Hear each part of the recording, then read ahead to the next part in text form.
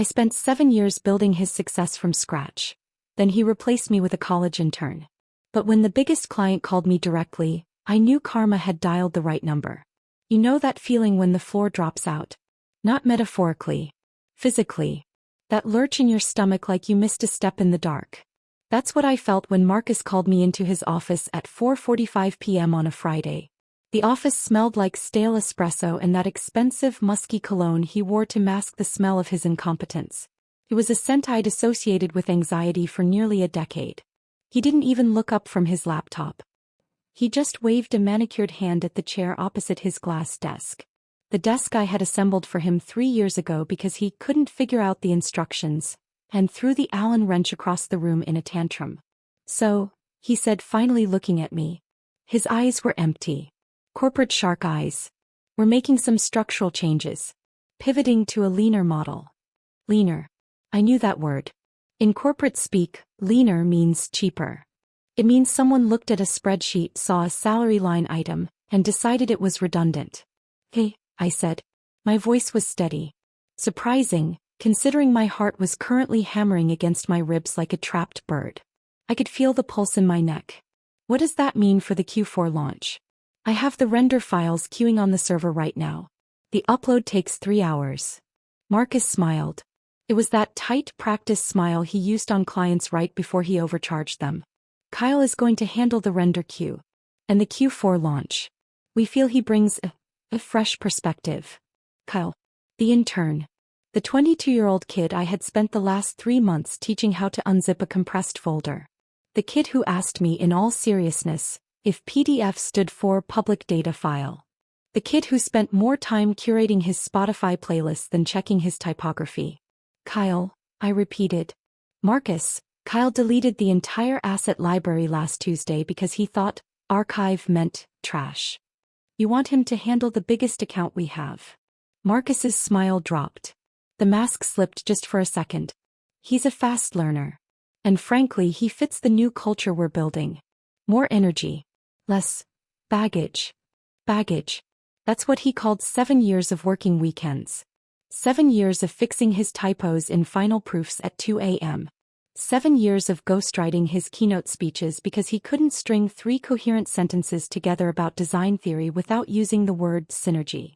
"I need your key card," he said, bored now. "And your laptop. HR has emailed you the severance packet. It's standard. 2 weeks. There's also a reminder of your non-compete clause attached. We'd hate to have to enforce that. 2 weeks. And a threat. 7 years of my life. For 2 weeks of pay and a warning not to work anywhere else." I stood up. My knees felt like water. I reached into my pocket and put the white plastic keycard on the glass. It made a small click. That sound seemed deafening in the quiet office. It was the sound of a door closing on my 20s. "You're making a mistake," I said. Not angry. Just a fact. Like stating it was raining. "I think I know what's best for my department," he said, turning back to his screen to check his stocks. "Please clear your desk by 5. Security will escort you out. It's policy." I walked back to my cubicle. It was in the corner away from the windows. The engine room, Marcus called it. I looked at the photos pinned to the fabric wall. Me at the Christmas party 2018, looking exhausted but happy. Me and Marcus holding the regional design award he accepted while I held his coat and the plaque. I grabbed a cardboard box from the supply closet. I packed my mug, the one with the chipped rim. My stash of good pens, Pilot G2s, 0.7 millimeters. The framed photo of my dog Buster. Kyle rolled his chair over. He was wearing a Supreme hoodie that cost more than my car payment. He was drinking an iced matcha latte that was sweating onto my desk documents. "Hey man," he said, chewing gum. "Bummer about the layoff. Marcus said budgets are tight, you know?" He paused, looking at my screen. "Hey, before you go, what's the password for the master server again? Marcus said you changed it to something weird." I looked at him. Then I looked at Marcus's office door, which was now closed. I could see Marcus laughing on the phone through the glass. "I didn't change it," I lied. "It's the same as always. Admin 123. It wasn't. It was Emmett Recus Pay Your Interns, 2023. But Kyle didn't know that. And Marcus definitely didn't know that, because Marcus hadn't logged into the backend server since 2019. I walked out of the building at 5:08 p.m. The security guard, Dave, looked uncomfortable. He liked me. I usually brought him donuts on Fridays. Today he had to walk me to the curb like a criminal. Sorry, Alex, Dave mumbled. Not your fault, Dave, I said. It was raining. Of course it was raining. That felt like a cliché from a bad movie, but nature doesn't care about your narrative tropes. I stood there, box in my hands, watching the rain turn the cardboard dark and soggy. The structural integrity of the box was failing, just like my life. I drove home in silence. No radio. Just the sound of tires on wet pavement and the roaring panic in my head. 2 weeks of severance. I did the math in my head while waiting at a red light. Rent was $1,400. Car insurance was due on the 15th. Student loans took a chunk out of me every month that felt like a shark bite. $4.50 a month. I had maybe enough savings to last 6 weeks if I ate ramen and didn't turn on the heat. Marcus, meanwhile, had just bought a Tesla Model S. He posted it on Instagram 3 days ago with the caption #hardworkpaysoff #grindset. I got home and put the box on my kitchen table. My apartment was small. 1 bedroom, decent light, thin walls. I could hear my neighbor Mrs. Gable watching Wheel of Fortune. I sat down and stared at the blank wall. I felt small. That's the only word for it. I felt tiny. For 7 years I convinced myself I was essential.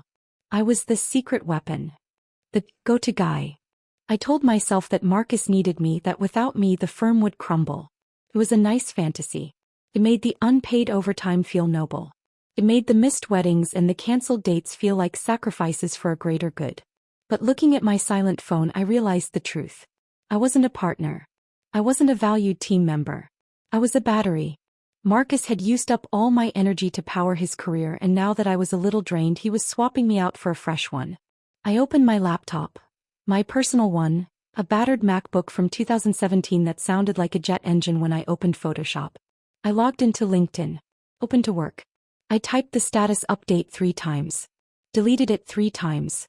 Felt like begging. It felt like admitting defeat. Just do it, I whispered. I posted it. Then I went to the fridge, grabbed a stale beer and sat in the dark. The weekend was a blur of low-grade panic. I went grocery shopping on Saturday. I found myself standing in the pasta aisle, staring at a jar of marinara sauce that cost $8.99. I put it back and bought the generic can for $1.49. That was my new reality. I thought about calling my parents. I couldn't do it. My dad was so proud when I got this job. Senior designer, he'd tell his friends. My kid runs the place. Telling him I was replaced by a kid who wore hoodie strings in his mouth? I couldn't bear it. By Tuesday the silence was deafening. No recruiters. No headhunters. Just spam for cheap prescriptions and a newsletter I forgot to unsubscribe from. I was spiraling. You know that 3 a.m. panic? Where you convince yourself you'll be living under a bridge by Tuesday. I was living there. I was checking the price of tents on Amazon at 4 a.m. Then on Wednesday afternoon my phone buzzed. Unknown number. I stared at it. Probably a bill collector. Or maybe Marcus calling to ask where I saved the font licenses. I almost let it go to voicemail. But I picked it up. Hello. Is this Alex? A woman's voice. Fast. Professional. No ums or us. Yes, this is Alex. Hi Alex. This is Sarah Jenkins, VP of Marketing at Helix Systems. My stomach dropped. Helix. The biggest client. The whale. The account that kept the lights on at the agency. The account Marcus claimed he landed single-handedly, even though I wrote the pitch deck, designed the logo, and stayed up for 3 nights straight finishing the proposal while he was at Coachella. Hi Sarah, I said, my voice cracking slightly. I cleared my throat. How can I help you? I'm trying to get a straight answer out of Marcus and he's giving me the runaround, she said. She didn't sound happy. She sounded like a woman who had 5 minutes for a 10-minute problem. He says the final assets for the Q4 campaign are processing. He's been saying that for 48 hours. The media buy launches on Monday. If we miss the slot, we lose $150,000 in ad spend. Plus the billboard reservations. I closed my eyes. I could picture it perfectly. Marcus sitting in his ergonomic chair, sweating through his dress shirt, while Kyle frantically clicked random folders on the server, likely deleting crucial metadata in the process. I see, I said cautiously. I called the office line and asked for you, Sarah continued. The receptionist said you were unavailable. Then Marcus got on the line and said you were on a special sabbatical.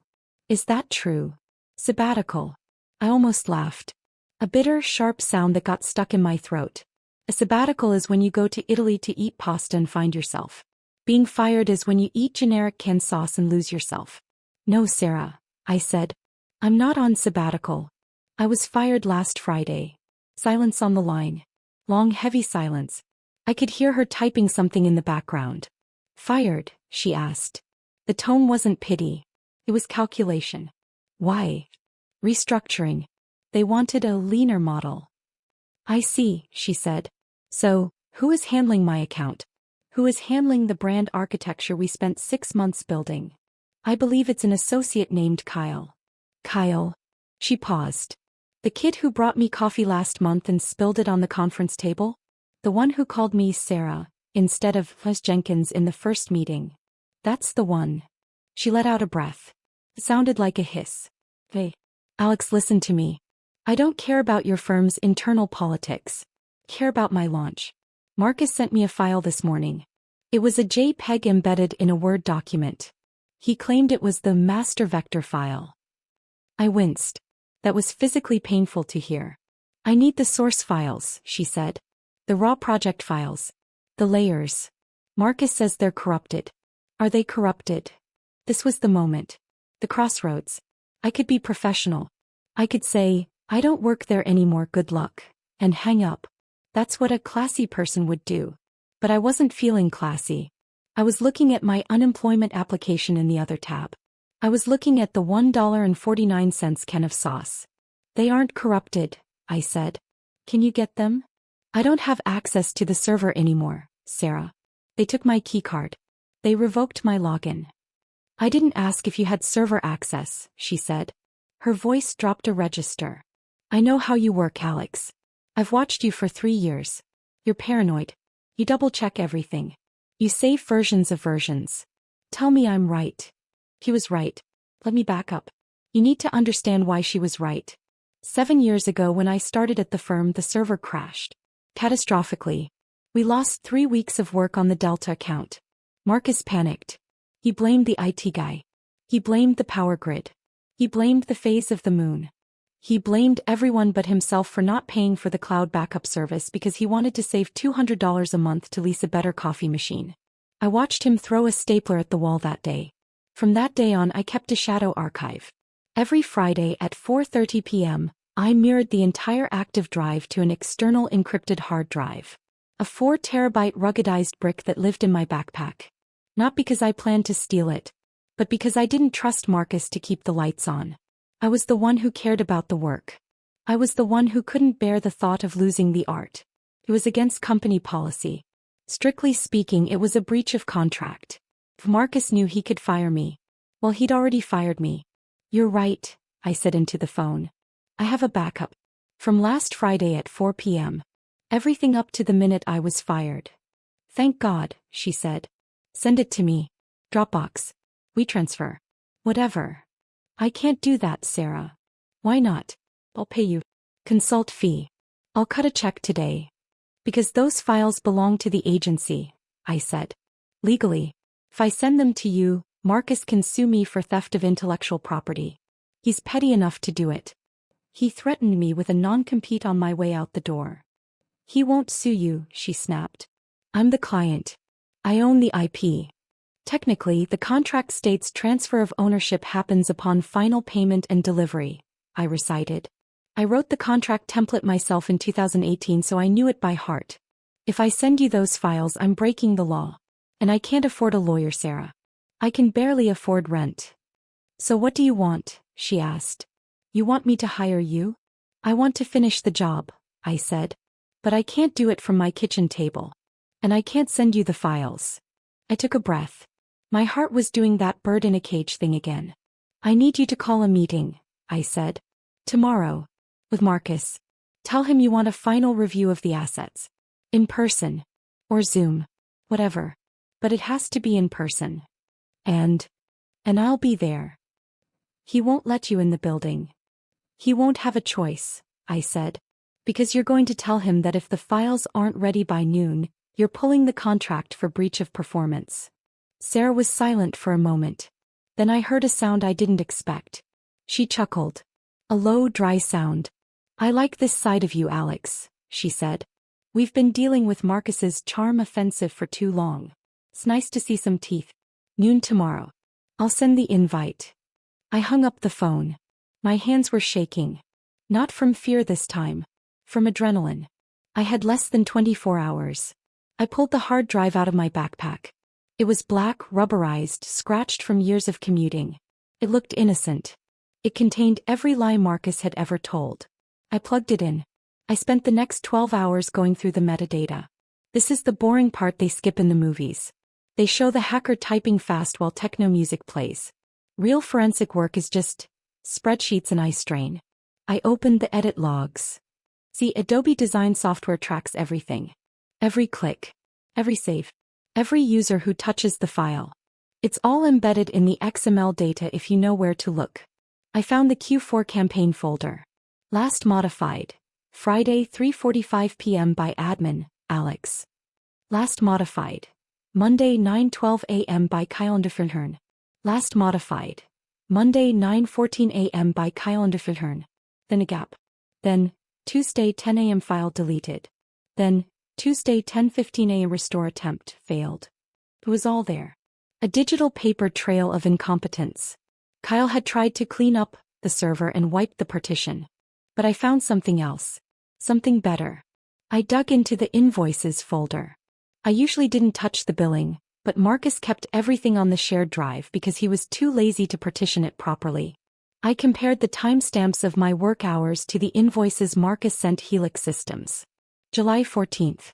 I billed 8 hours. Marcus billed the client for 15 hours of senior partner oversight. Senior partner oversight. On July 14th, Marcus was at a golf tournament in Arizona. I knew that because he FaceTimed me from the 9th hole to ask how to convert a PDF. He was wearing a polo shirt and holding a margarita. I kept digging. August. September. October. It was systemic. It wasn't an accident. He was padding every single invoice by 40%. Charging for strategy sessions that never happened. Charging for rush fees on projects he sat on for weeks. Charging for stock asset licensing on photos I took myself with my own camera. I built a spreadsheet. Then I built a presentation. I worked through the night. At 2 a.m. doubt started to creep in. Was I going crazy? Was I misinterpreting the data? Maybe senior partner oversight meant thinking about the project while golfing? I almost closed the laptop. I almost deleted the spreadsheet. I told myself, just walk away. Get a job at Starbucks. It's safer. Then I looked at the severance letter again. 2 weeks' pay. And I remembered the time Marcus made me come in on Christmas Eve to fix a typo he made, and didn't even say thank you. I kept typing. I drank 3 pots of coffee. At 4 a.m. my cat Barnaby jumped on the desk and knocked a glass of water onto the floor, shattering it. I just swept it up and kept typing. I was in a trance. I was fueled by 7 years of suppressed rage. By 11 a.m. on Thursday I was showered, shaved, and wearing my only good suit.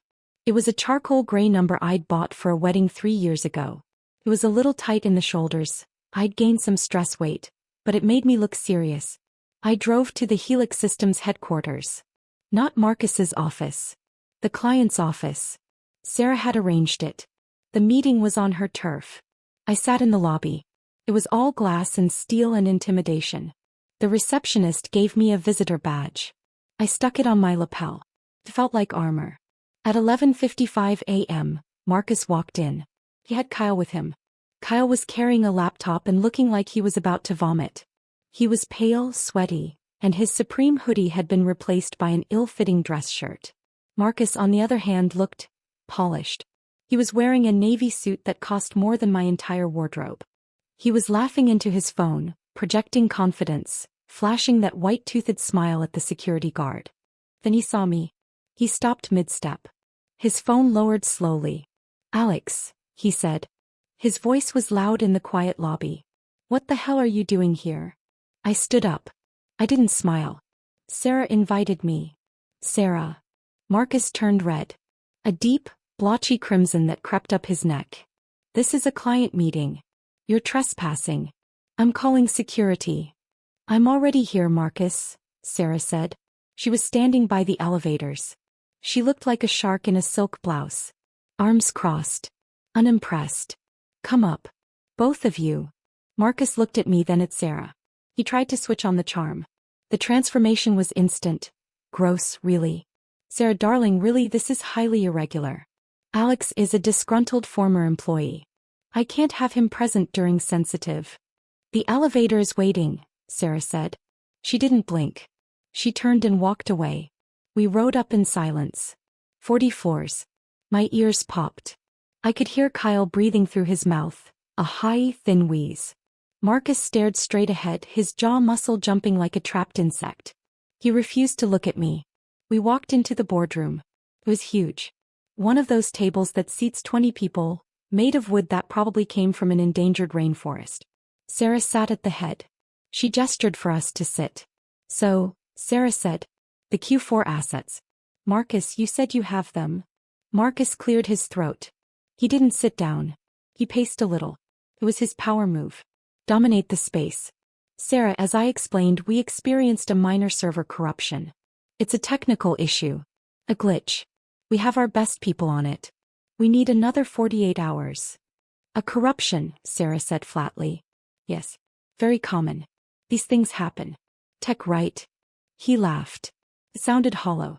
And Kyle, Sarah looked at the kid. You're working on recovering them? Kyle squeaked. Yes. Ma'am. I'm running a diagnostic. Interesting, Sarah said. Because Alex tells me he has the files right now. Marcus laughed again. Louder. More nervous. That's impossible. Alex doesn't have access. If he has files, he stole them. That's corporate espionage. Alex, be very careful what you say next. My lawyers are very aggressive. Actually, I said, speaking for the first time. My voice was surprisingly steady. I plugged my laptop into the HDMI cable on the table. The big screen on the wall flickered to life. I didn't steal anything. I possess a backup made during my employment, which I am now offering to restore to the client to prevent a breach of contract. I'll sue you, Marcus hissed. He pointed a finger at me. I'll bury you. You signed a non-disclosure. You signed a non-compete. Sit down, Marcus, Sarah said.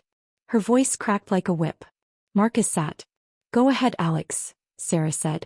I opened the folder. Here are the Q4 assets. Final renders. 4K resolution. Organized by channel. Ready to upload. I clicked through them. They were beautiful. Weeks of my life, up on the screen.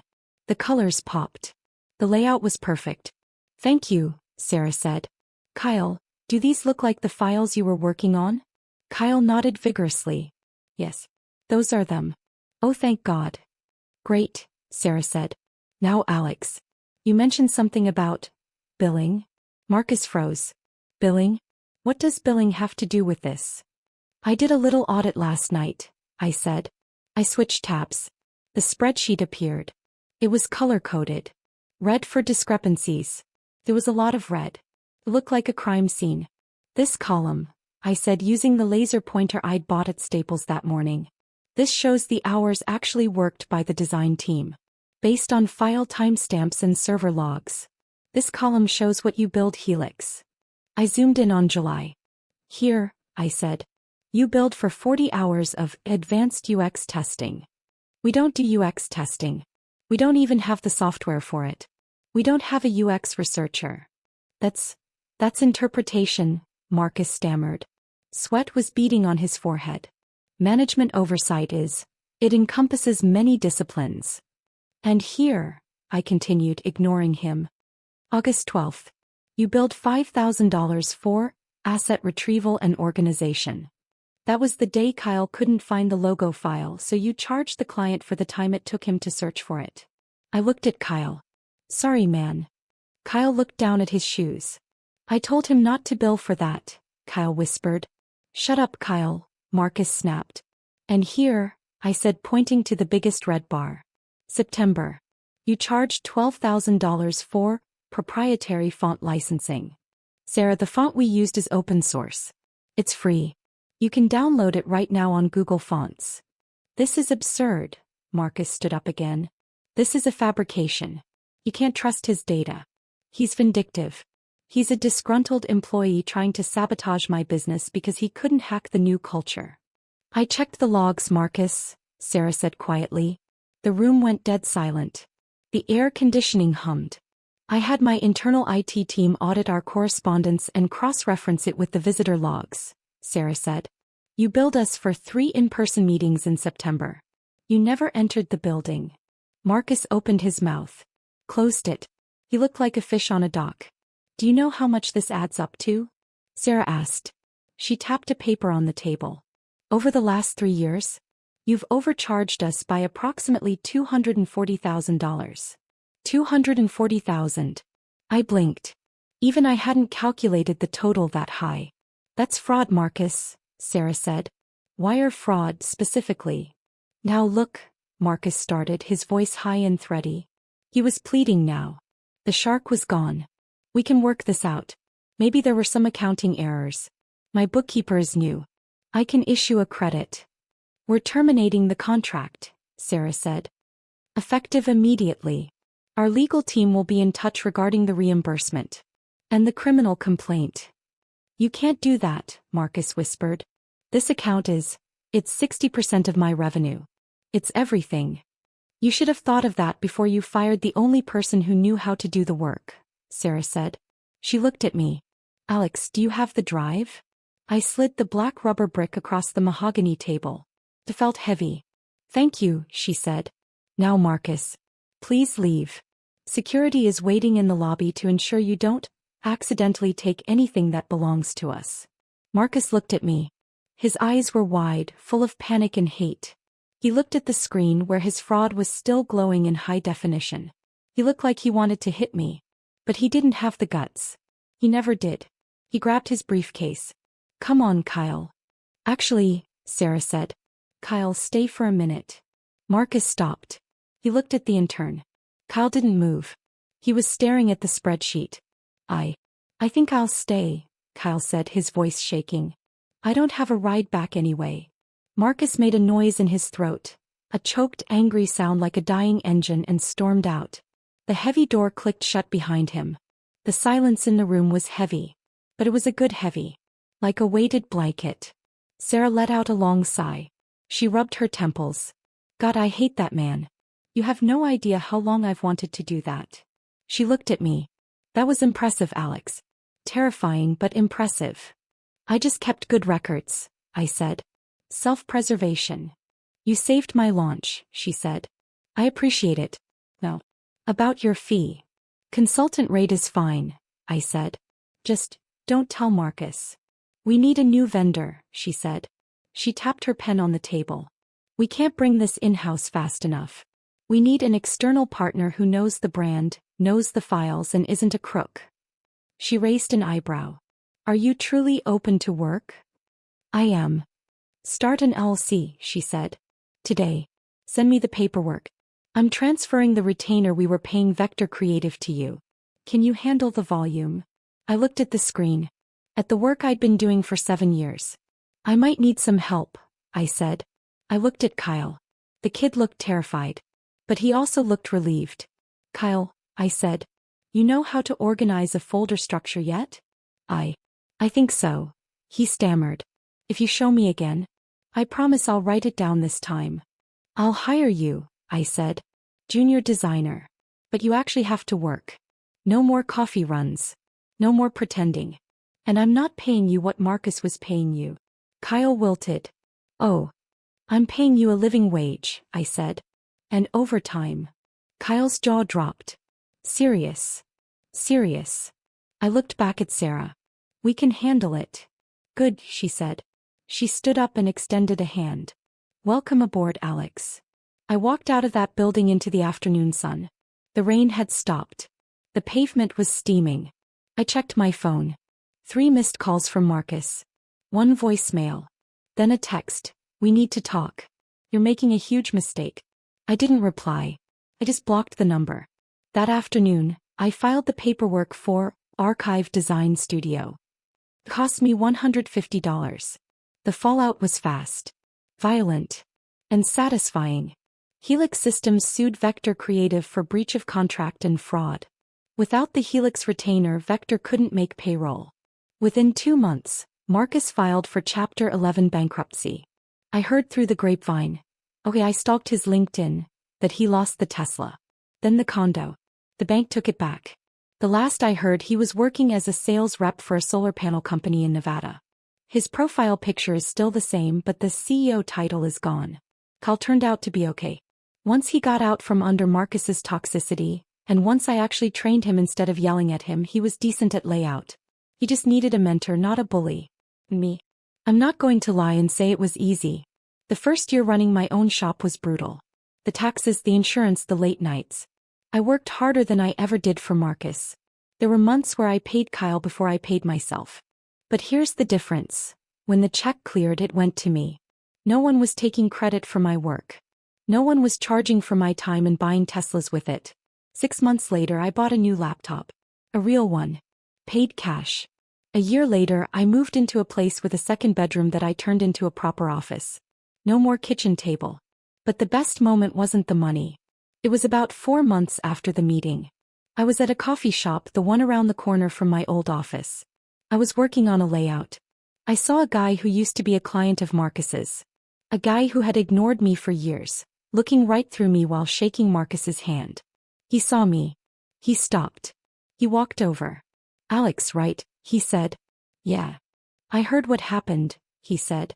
He looked uncomfortable. "With Helix. And Marcus." "Yeah. I'm looking for a new agency," he said.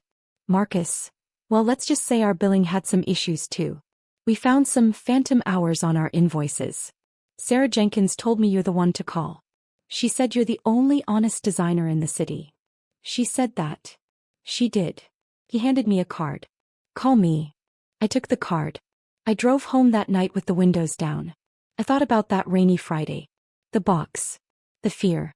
The feeling of being small. I didn't feel small anymore. They say don't burn bridges. I say that's garbage advice. Some bridges lead to places you never should have been. Some bridges are rotten. Some bridges are just there to let trolls walk over you. I didn't just burn that bridge. I blew it up with dynamite. And I used the light from the fire to see where I was going next. I looked at the hard drive sitting on my desk. The black box. I didn't need it anymore. The leverage was gone because the threat was gone. But I didn't wipe it. I put it on a shelf. Right next to the photo of Buster. A reminder. Always keep the receipts. And never, ever let someone treat you like a rental when you're the one building the house.